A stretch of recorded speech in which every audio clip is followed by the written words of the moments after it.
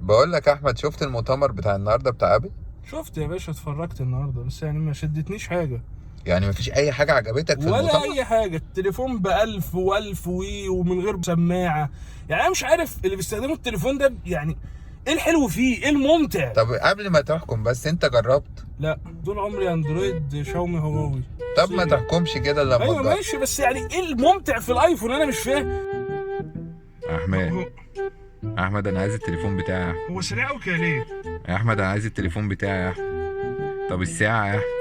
استنى بس، اي حاجه. استنى يا يا جدع. عم، بس بشيك يا اشوف ال 1000 جدع. دولار دول في ايه. طب احمد انا عايز الساعه. طب طيب بس قول لي الباسورد كام، انا دي مش عارف. غاليه دي وحشه. يا احمد ايه ده يا احمد انت؟ ايه؟ يا جدع. الباسورد يا ده جدع. اخر رقم، بس ماشي. اخر رقم، هشيلها. اوه. وحشه دي يا احمد، غاليه. يا عم غالية، مش حلوة قوي. استنى كده، انا عايز افتح شاشات.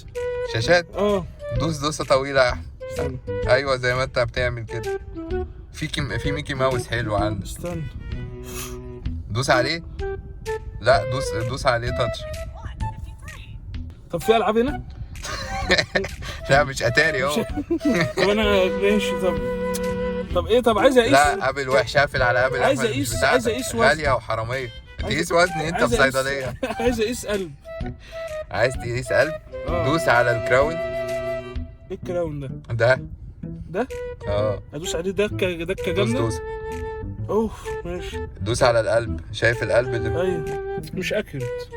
هي لسه طلعت لك الرقم اهو. يا نهار اسود، 105 ده انا هموت، ده مش اكيوريت خالص. ده انا هموت كده. طب ماشي، بس اخر تجربة. عايز تعمل ايه؟ انت بتفتح كده الاغاني عندي. هات الساعه يا احمد. استنى طب بس. الايربودز.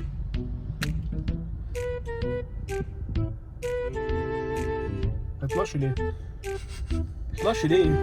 معموله كويس. رجع الحاجه وهاتها. انزل من العربيه يا احمد. بس انزل من العربيه يا احمد. بس عارف، مش قد كده برضه. انا هنزل. انزل من العربيه يا احمد. خلاص هات الحاجه يا احمد. استنى بس يا عم. ازيكم؟ معاكم احمد عصام من قناه دكتور تك. امبارح شركه ابل اعلنت في المؤتمر بتاعها اخيرا بعد عده تاجيلات عن الجيل الجديد من الايفونات بتاعتها، وهي ايفون 12.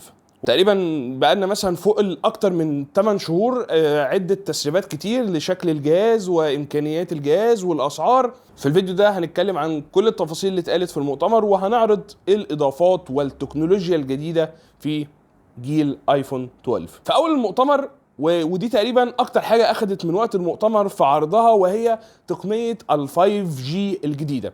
هي ال 5G اي نعم مش جديده، وموجوده في تليفونات زي سامسونج S20 الترا من السنه اللي فاتت، ولكن تقنيه ال 5G هي جديده على سلسله الايفونات. بينت مدى قوه الداتا ترانسفير، ان انت ممكن بالتليفون توصل بشبكه ال 5G توصل الى 4 جيجا بت بسرعه داونلود، وتوصل الى 200 ميجا بت في الثانيه سرعه ابلود. طبعا هي ميزه حلوه جدا، ولكن للاسف احنا في مصر مش هنقدر او مش هنعرف نستفيد بيها، لان احنا ما عندناش توسع في شبكات ال 5G خالص يعني. ولكن شركات الاتصالات في امريكا، في ممثل ظهر منهم في المؤتمر واعلن انه في خلال السنه والسنتين الجايين دول هتبقى شبكه 5G منتشره على نطاق واسع جدا في امريكا. ولكن خلينا ننتقل للنقطه الثانيه، وده اللي هيهمنا قوي، وهو تصميم الايفون الجديد. هيكل وتصميم التليفون الجيل ده مختلف عن الجيلين اللي فاتوا.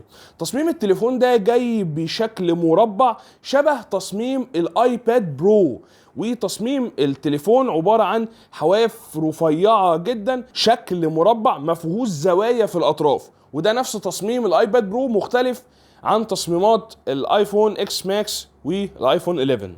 شكل المربع ده حلو جدا، بالذات على ايفون 12 ميني اللي هو التليفون الاصغر حجم في سلسله الايفون 12. شكل المربع ده حلو جدا عليه. ابل هتنزل السنه دي 4 فيرجنز من التليفونات، مش 3 زي كل سنه. هينزلوا ايفون 12 ميني، ايفون 12، والاثنين دول نفس الامكانيات، ولكن الفرق في حجم الشاشه. والفئه الكبيره بقى او البيك بوس بالنسبه لهم ايفون 12 برو وايفون 12 برو ماكس. ايفون 12 ميني وايفون 12 العادي الظهر بتاعهم هيبقى عباره عن ظهر زجاجي لامع مش ستانلس ستيل، هيبقى عباره عن ظهر زجاجي، والحقيقه بيجي منه 5 الوان: الابيض، الاسود، الاحمر، اخضر، ليموني كده، واللون المميز الجديد لابل وهو يعتبر الهيدلاين والمين بتاع جيل ايفون 12 هو باسيفيك بلو، اللون الازرق، وده بالنسبه لي احلى واحد منهم، وده اظن اللي هو هيبقى اغلاهم او الطلب عليه هيبقى اكتر من الالوان التانية. الايفون 12 اللي هو الابجريد لايفون 11 حجم الشاشه بتاعته 6.1 وده نفس حجم الايفون 11، والايفون 12 ميني اللي هو نفس امكانيات ايفون 12 بالظبط ولكن حجم الشاشه بتاعته 5.4. الاضافه الثانيه في تصميم الجهاز وهو اضافه ماجنت في ظهر التليفون، يعني بقى في مكان في التليفون من ظهره عباره عن ماجنت، وده ادى اوبورتونيتيز كتير جدا لحاجات ممكن تتعمل بسبب الماجنت ده، منها ان بقى دلوقتي تقدر تشحن التليفون وايرلس من خلال شاحن وايرلس بيبقى جواه ماجنت، وتمسك التليفون في الماجنت فيمسكوا في بعض. الشاحن ده سعره $50. مش بس فكره الشاحن، لا ده كمان كل الاكسسوارز الجديده على ايفون 12 هتبقى برضو بتشتغل بالماجنت. يعني تخيل مثلا يبقى التليفون عندك كده ويبقى في عندك كفر مش محتاج بقى تقعد تركب فيه من الحواف، لا هو مجرد بس تلزق التليفون بالماجنت اللي فيه الكفر اللي جواه ماجنت هيمسكوا في بعض.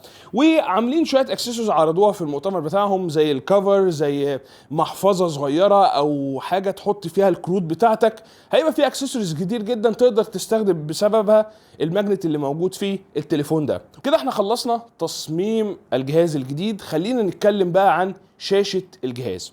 في كل السنين اللي فاتت بيبقى في فرق في الشاشة بين الفئة الاقتصادية أو الأقل سعر وبين الفئة العالية. يعني مثلا ايفون 11 كانت الشاشة بتاعته أقل بكتير جدا عن ايفون 11 برو و11 برو ماكس، هو ده اللي كان بيخلي فيه فرق سعر. ولكن الجيل المرة دي مختلف تماما عن السنين اللي فاتت.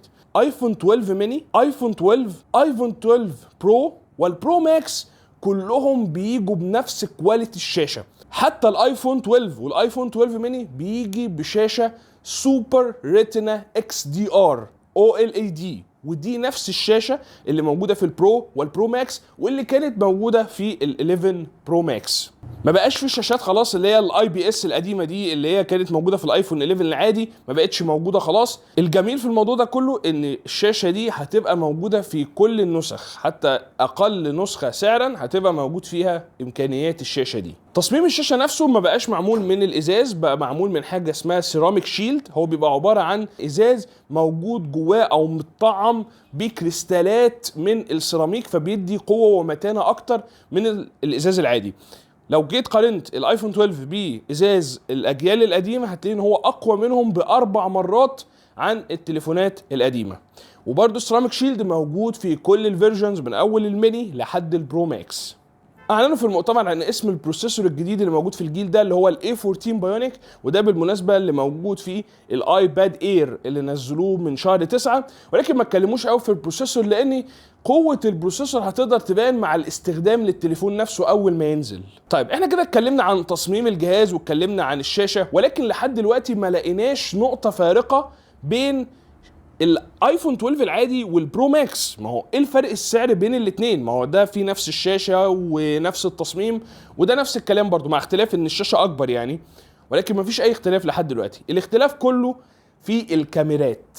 الايفون 12 ميني والايفون 12 بيجي بكاميرتين اللي هي الكاميرا الاساسيه الوايد والكاميرا الالترا وايد وطبعا الكاميرا السيلفي، ولكن الاختلافات في الكاميرا في ايفون 12 عن الاجيال القديمه ان اللينس او حجم الكاميرا نفسه بقى اكبر شويه فيقدر يستقبل اضاءه اكتر فيديك صوره بريزوليوشن اعلى، طبعا مع المعالج الجديد هتبقى الصوره احسن بكتير. وكمان النايت مود ونظام الديب فيوجن بقى موجود في كل الكاميرات، على عكس ايفون 11 كان كل الانظمه دي مش موجوده الا بس في الكاميرا الاساسيه فقط. لا دلوقتي في ايفون 12 والميني وطبعا البرو ماكس نظام النايت مود والديب فيوجن موجود في الكاميرا الوايد والالترا وايد والكاميرا السيلفي، بقى موجود في كل الكاميرات.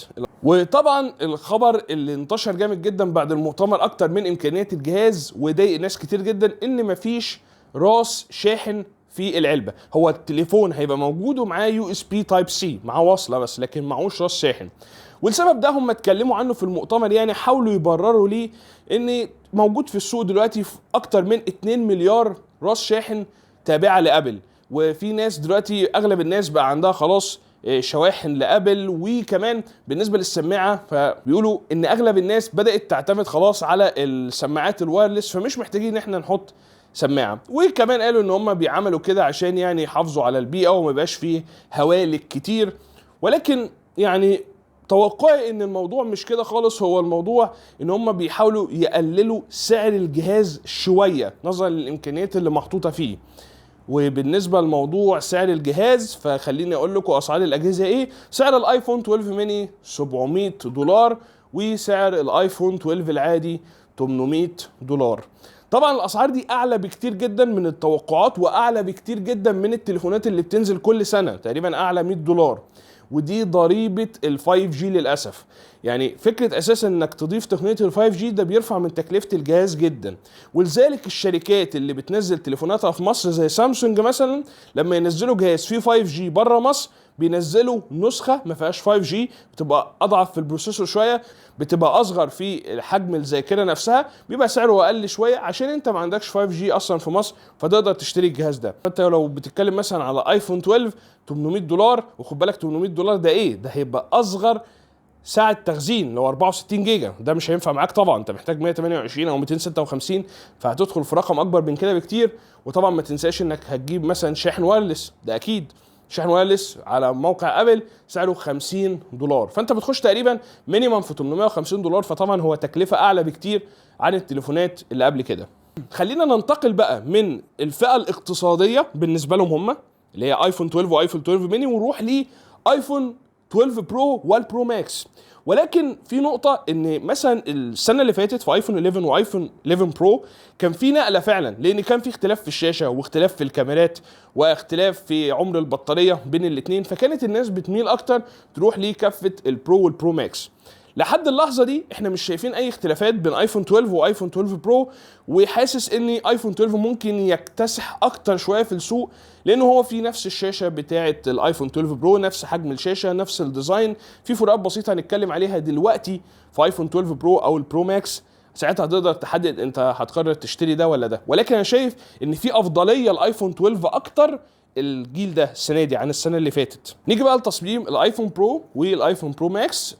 هو نفس الديزاين برضو، الشكل المربع ده بيجي باربع الوان، اللون الذهبي والسيلفر ولون اسود، هو مش اسود هو لون جرافايت كده، واللون الباسيفيك بلو اللون الاساسي او الهيد لاين بتاع ايفون 12. حجم شاشه الايفون 12 برو هو الايفون 12 العادي اللي هو 6.1 نفس الحجم. ولكن بقى الايفون 12 برو ماكس حجم البرو ماكس كبر، كان ايفون 11 برو ماكس كان 6.5، ولكن ايفون 12 برو ماكس بقى 6.7. الحاجه المؤسفه جدا ودي اللي خلفت كل التوقعات، تقريبا ما فيش حد بيسمع او بيقرا توقعات وتسريبات عن ايفون اكيد سمع ان الشاشات هتنزل 120 هرتز او على الاقل في الاجيال اللي هي البرو والبرو ماكس، ولكن للاسف ما فيش بروموشن للشاشه، يعني ما فيش اي كلام خالص عن انها 120 هرتز، والشاشه هتظل برضو 60 هرتز زي ما هي. ودي حاجه غريبه جدا، لان دلوقتي اغلب التليفونات واغلب الشركات حتى مش البراندز مثلا مش زي سامسونج مش مشهوره قوي وبقت تعمل شاشات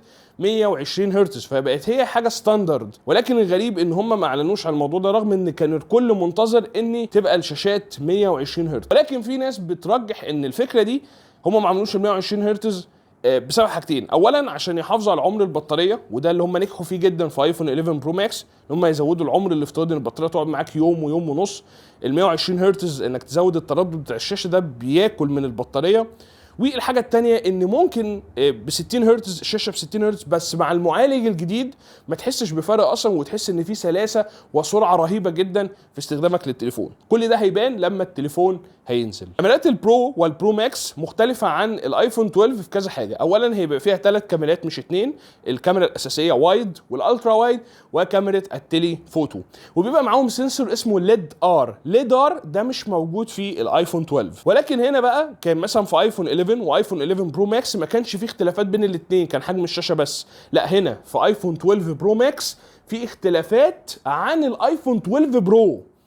في فرق البرو ماكس عن البرو، وده اللي هنتكلم عليه دلوقتي. اول اختلاف بين البرو ماكس والبرو، اول حاجه كاميرا التليفوتو. الكاميرا التليفوتو في البرو ماكس بتعمل زوم 2.5، والكاميرا في 12 برو بس بتعمل زوم 2 توايس، بس بتعمل زوم مرتين. طبعا هو مش فرق كبير قوي، ولكن في الاستخدام اول ما التليفون هينزل هنشوف هل في فرق فعلا في التليفوتو بين الاثنين، ولا الاثنين هيبقوا زي بعض. لما احنا جينا نتكلم عن حجم شاشه ايفون 12 برو ماكس وقلنا ان حجمها بقى 6.7 اكبر من البرو ماكس اللي قبل كده، كان بسبب ان هم بيحاولوا يستغلوا حجم التليفون الكبير في انهم يزودوا حجم السنسور واللينس بتاع الكاميرا، فبالتالي هيديك كواليتي صوره رهيبه جدا مع البروسيسور. بجانب كمان ان هم عملوا حاجه امبادي ايمج ستابلايزر، دي بتبقى حاجه خاصيه في كاميرات الميرورلس.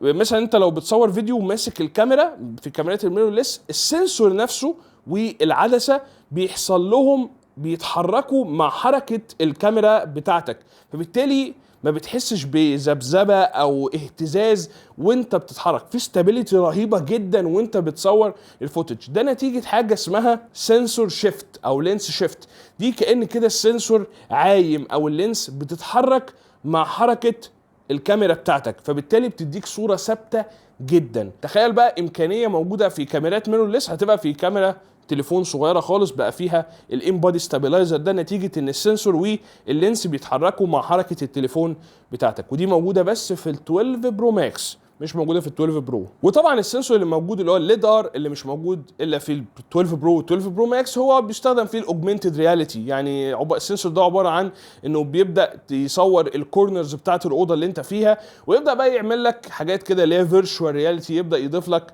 مجسمات 3 دي حقيقيه وهاي كواليتي وهاي ديفينيشن، وتحس انها حقيقيه جدا، ممكن تصمم بيها حاجه وهي مش موجوده اصلا، او تستخدمها في حاجات بسيطه زي السناب شات او اللي هي الفلترز اللي هي سناب شات والكلام ده، برضو ممكن تساعد في الموضوع ده. اخر حاجه بقى ودي مهمه جدا في تصوير الكاميرات، وهي ان الكاميرا دي متميزه بحاجه اسمها دولبي فيجن HDR. HDR اختصار لحاجه اسمها هاي دايناميك رينج. هاي دايناميك رينج كاميرات كتير جدا تقدر تصور HDR. HDR ده بيتمثل فيه ان هو تقدر تفصل الوان الحاجه عن بعضها. يعني مثلا لو انت واقف بتتصور فيديو او صوره وعندك لون السماء ولون الارض، الهاي دايناميك رينج اللي موجود في اغلب التليفونات انه يقدر يفصل لون السماء عن لون الارض، في يديك ديفرنس كده في الالوان، فتحس ان الصوره واضحه جدا.